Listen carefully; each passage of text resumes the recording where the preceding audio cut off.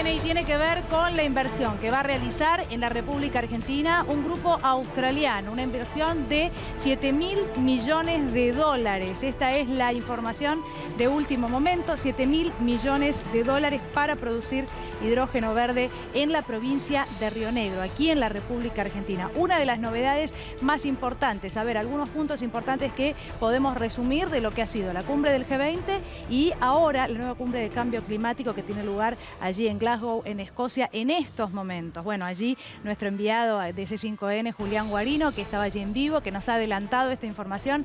Reiteramos, alerta en C5N, un grupo australiano va a realizar una inversión, la acaban de anunciar, de 7.000 millones de dólares para producir hidrógeno verde aquí en la República Argentina y en la provincia de Río Negro.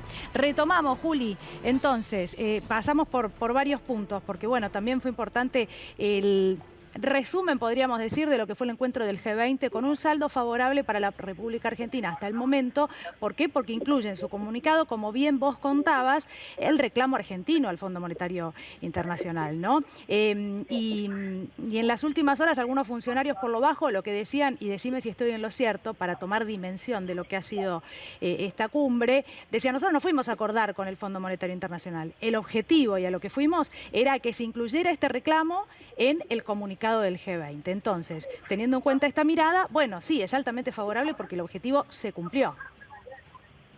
Sí, a ver, digamos, hay dos cuestiones que van en paralelo, ¿no? En primer lugar, el G20 como un foro creado hace prácticamente 20 años, un poquito menos, que de a poco ha incorporado a los presidentes, ¿no? A los líderes políticos, cuando había surgido como un grupo que hacía que se encontrasen los ministros de Finanzas, los ministros de Economía de los 20 países más poderosos del planeta, donde está incluido también la Comunidad Europea como un bloque económico.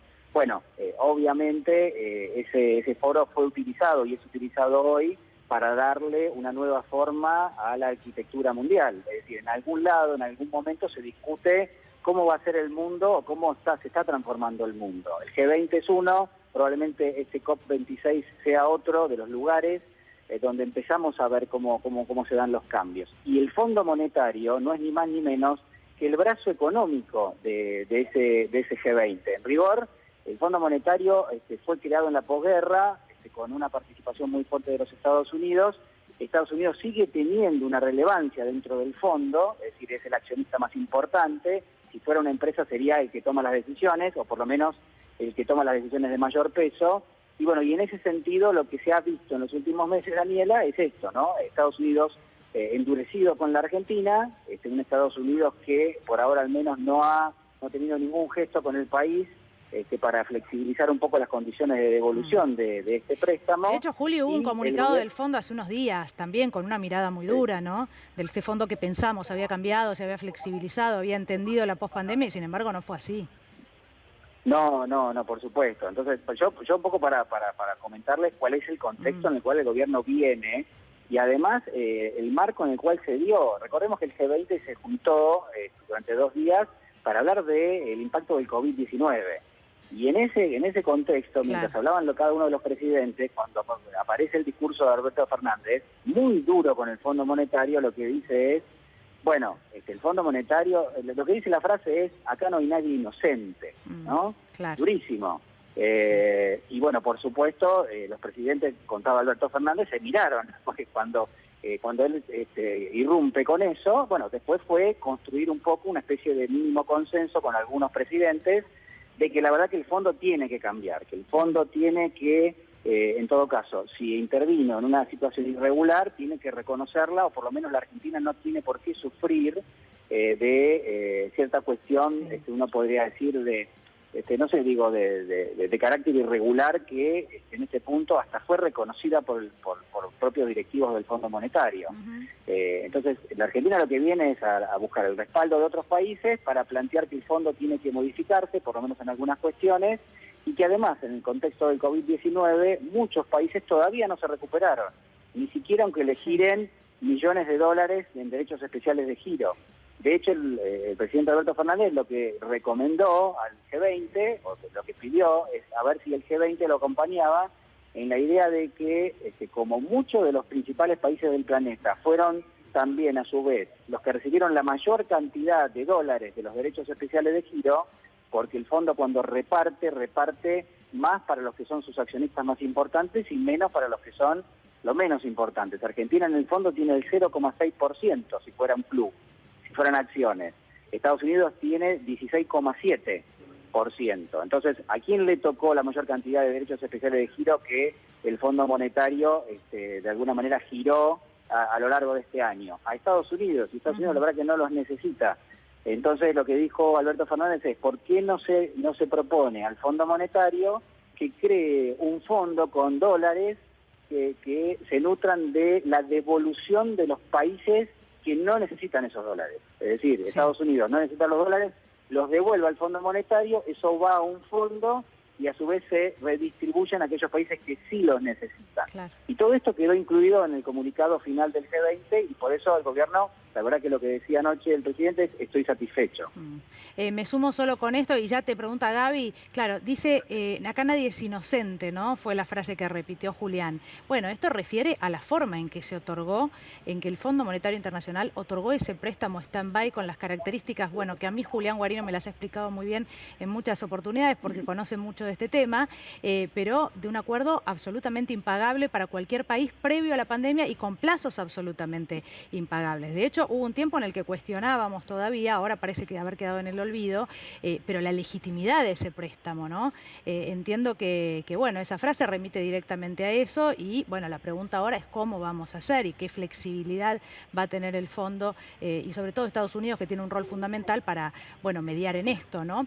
Y para tomar la decisión de cómo es que la Argentina va a pagar. Gaby. Sí, Julián, te quería preguntar específicamente, vos dabas un poco esta primicia, ¿no?, de esta inversión australiana, en territorio argentino para producir hidrógeno verde. Se sabe que una de las cuestiones básicas en Glasgow, que es tan importante para el futuro de la humanidad, es cómo los estados van a buscar la forma de financiar políticas verdes, ¿no? Y de financiar gradualmente lo que tiene que ver con los subsidios a los combustibles fósiles, que representan casi 500.000 millones de dólares anuales en el mundo, ¿no?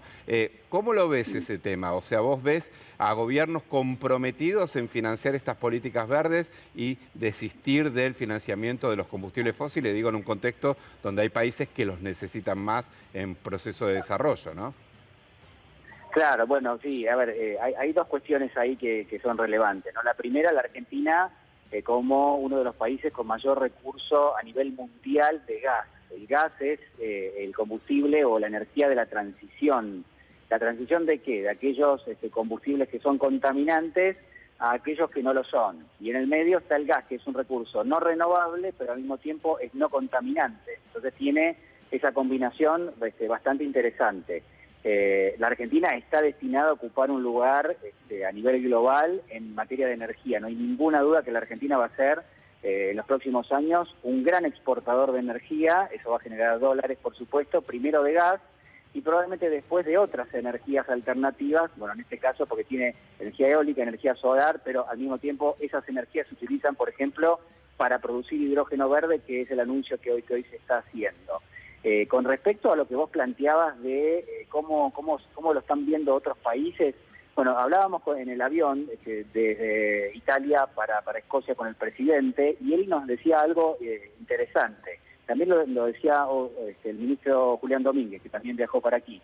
Lo que decían es lo siguiente, y yo no sé si no se los dije hace instantes, si los países no, aquellos que están desarrollados de alguna manera, hoy están pidiendo que todos cuiden el planeta, es decir, que no haya una erosión del medio ambiente, y el sinónimo de la erosión del medio ambiente es, hasta ahora, con los medios de producción que se tienen, es a mayor producción, mayor erosión finalmente. Entonces, hay un grupo de países, los 30, 40 más importantes del mundo, en términos de producción, que han erosionado el medio ambiente, mucho más que la Argentina, por ejemplo. Es decir, tienen hacia atrás, durante 50 años, un historial de haber erosionado el planeta. Y por supuesto, eso no ha sido en gran medida igualitario, porque hay otros países que no se han desarrollado en su momento, que ahora quieren desarrollarse y con los medios de producción que están disponibles, que son muchas veces un poco contaminantes, bueno, la verdad que bueno, podrían hacerlo o podrían no hacerlo. Hoy en el COP26 lo que se pide es, bueno, entre todos cuidemos el planeta, perfecto. Lo que dice el presidente es, si yo soy Argentina y recién ahora me estoy desarrollando, y recién ahora tengo la posibilidad de eventualmente crecer, sumar empleos, generar riqueza en mi país, y ustedes me están pidiendo que por lo menos no lo haga en los términos tradicionales, a mí me va a llevar muchísimo más tiempo generar los recursos para poder producir de otra manera. Es decir, me va a llevar muchísimo más tiempo, por ejemplo, para producir con una energía como el hidrógeno verde, que es no contaminante. ¿Y yo qué hago mientras tanto? ¿Cómo creo puestos de trabajo? ¿Cómo genero riqueza? ¿Cómo hago de la Argentina un país con evolución económica? Entonces, ¿cuál es la propuesta que trae el gobierno argentino, pero que también traen otros países? Que aquellos países como Estados Unidos, el Reino Unido, Italia, Francia, Alemania, mismo China, que también tiene altas emisiones de dióxido de carbono, como todos esos países tienen un pasivo ambiental, así se llama, tienen un pasivo, ¿por qué? Porque le deben a la sociedad global toda la contaminación que llevaron adelante. Bueno, de la misma manera, la Argentina, ¿qué tiene? Tiene un activo ambiental, que es que no contaminó durante muchísimo tiempo y que ahora que quiere desarrollarse, bueno, podría hacerlo de una forma diferente, no contaminante, pero bueno, alguien tiene que reconocérselo eso. Bien. Perdón que sea largo, pero digo que quería que marcar un poquito cuál es la diferencia. La diferencia es que la Argentina hoy le dice, por ejemplo, a los Estados Unidos, vos me tenés que pagar a mí, vamos a poner una cifra, $1.000 millones por año, porque yo, que podría ahora estar contaminando para desarrollarme, bueno, quizás elija no hacerlo o elija hacerlo en una proporción menor. Juli. Entonces, que se... Sí, Dani. No, perdón, pensé que había cerrado. Sí, no, digamos, un poco es eso, ¿no? Parece algo bastante futurista lo que estamos planteando, pero probablemente se termine implementando muy rápido todo esto. Bueno, gracias, Juli. Seguramente retomaremos el contacto, para que nos cuentes, bueno, cuál es el resultado final, pero ya novedades muy importantes en el marco de esta cumbre. Muchas gracias. Bueno, un beso grande para todos. Que estén bien. Gracias, Gaby. De nada.